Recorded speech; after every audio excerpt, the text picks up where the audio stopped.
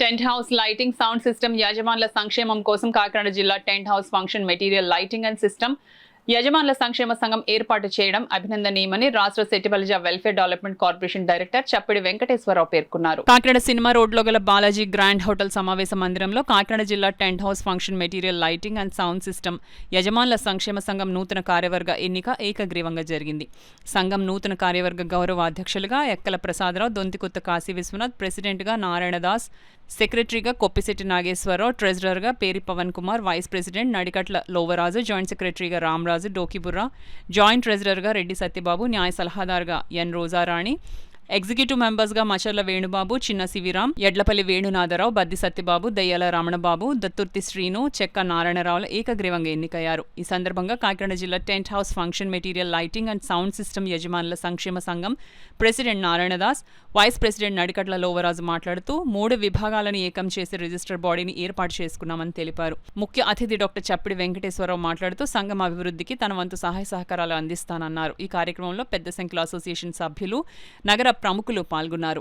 Tent house and function material and sound system ఇవన్నీ కలిపి lighting మరియు ఈ 3 సంఘాలు కలిపి ఒక సంఘంగా ఏర్పడి ప్రజలకి అందుబాటులో ఉంటూ అలాగే వీరి సమస్యలు ఏమైనా ఉన్నా సమిష్టిగా కృషి చేయాలనే ఉద్దేశంతో ఒక మంచి ఉద్దేశంతో ఈ సంఘాన్ని ఈరోజు ఏర్పాటు చేయడం జరిగింది.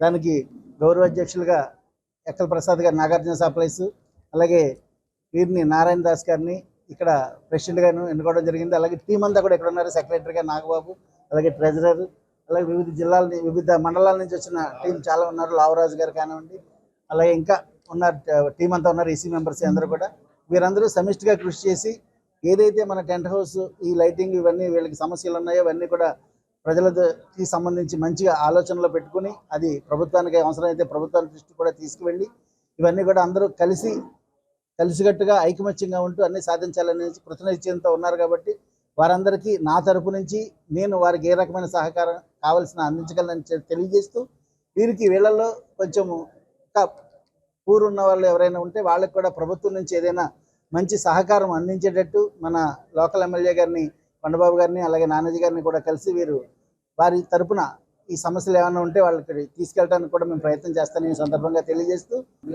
నమస్కారం అండి. పత్రికా మరియు ఎలక్ట్రానిక్ మీడియా మిత్రులకు స్వాగతం. ఈరోజు మా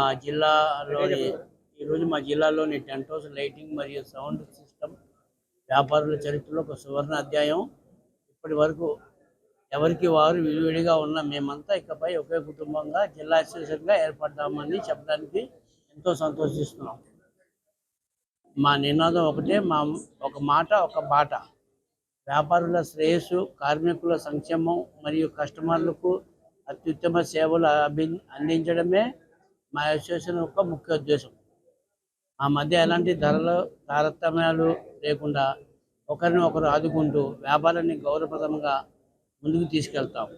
ఈ ఐక్యతకు జిల్లాలోని వ్యాపారులందరూ మద్దతు తెలపాలని కోరుతున్నాను. అసోసియేషన్కి జిల్లా ప్రెసిడెంట్గా ఉన్నాను. ఈరోజు మరి టెంట్ హౌస్ లైటింగ్ సౌండ్ 3 కలిపిన దానికి వైస్ ప్రెసిడెంట్గా కూడా ఇందులో ఉన్నానండి. ఏంటంటే ఇప్పుడు మనం చేసుకున్న ప్రయత్నం ఏంటంటే ఒకరి మీద ఒక విభేదాలు రాకూడదు, అందరూ కలిసికట్టుగా ఉండాలి, ఒకే మాట ఒకే బాటగా ఉండాలన్న ఉద్దేశంతో టెంట్ హౌస్ లైటింగ్ మరియు సౌండ్ కూడా కలిపికట్టుగా ఉండాలని, ఒక మాట మీద వెళ్ళాలని, ఏదన్నా కూడా మనం గవర్నమెంట్ నుంచి కానీ ఏదన్నా కూడా సమస్య వచ్చినా ఏమొచ్చినా సరే మనం ఒక్కరిగా ఎదిరించలేని 3 కలిసి ఎదిరించగలిగే ఏదన్నా తెచ్చుకోవాలన్నా గవర్నమెంట్ నుంచి ఏమన్నా పథకాలు తెచ్చుకోవాలన్నా సరే కలిసికట్టుగా ఉంటే సాధించగలమని ఉద్దేశంతో ఈ రోజున వీళ్ళందరినీ కలుపుకొని ఒక అసోసియేషన్గా ఏర్పాటు చేసుకున్నాం. మేము ఇక్కడ నుంచి కరోనా తర్వాత అందరికీ కూడా అన్ని గవర్నమెంట్లు అన్నీ చేసింది, కానీ మాకంటూ టెంట్ హౌస్ కానీ లైటింగ్ కానీ చాలా వరకు లాస్ అయిపోయి ఉన్నాం. ఏమి కూడా మనకి గవర్నమెంట్ ద్వారా ఏ పథకం కానీ ఏది కూడా ఏ సాయం కూడా అందలేదు మాకు. కానీ ఇక్కడి నుంచి అయినా సరే మేము కలిసికట్టుగా ఉన్నాం కాబట్టి ఏదైనా సాధించడానికి ముందుకు వెళ్తామని అనుకుని ఇది ఏర్పాటు చేసుకోవడం జరిగింది.